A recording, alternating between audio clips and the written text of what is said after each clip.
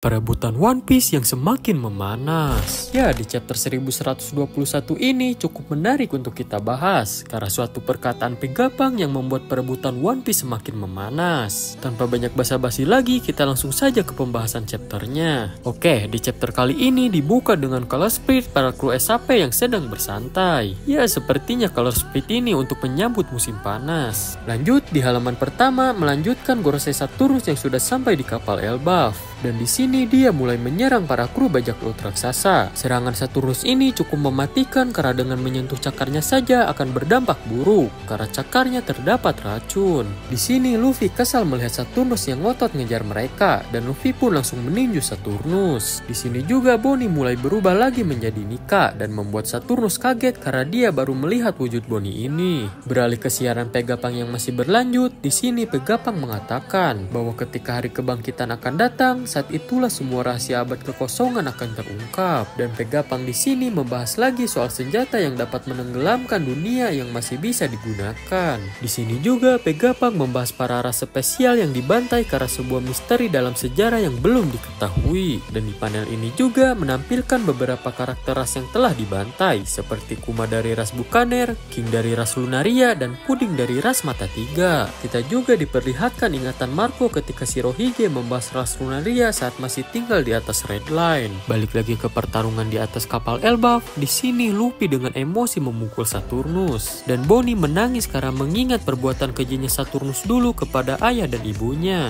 Lalu Luffy dan Bonnie yang mulai mengamuk pun akan mulai melakukan serangan combo. Beralih ke panel lain, di sini kita diperlihatkan lagi reaksi dari beberapa karakter seperti Iceberg, Haredas, Judge, dan Caesar. Dan di siaran Vegapunk mengatakan kepada seluruh dunia untuk melindungi dirinya masing-masing ketika hari itu tiba. Lanjut, kita diperlihatkan lanjutan dari serangan combo Luffy dan Bonnie. Mereka menamai serangannya Nika Punch atau dalam bahasa Indonesianya pukulan Nika. Serangan ini sangat dahsyat sampai membuat tubuh Saturnus hancur dan membuat Saturnus terhempas ke laut. Semua orang pun bersorak karena Bonnie berhasil membalaskan dendam orang tuanya. Dan ajaibnya di sini, Kuma yang setengah sadar mengatakan kerja bagus. Lalu tiba-tiba dari langit terlihat Sanigo sedang meluncur ke arah mereka. Lanjut ke siaran Vegapunk, di sini Vegapunk mengatakan ini antara sebuah kebetulan atau Roger sudah memulai semua ini karena harta karun One Piece tidak dijamin akan ditemukan oleh seseorang yang diinginkan Joy Boy.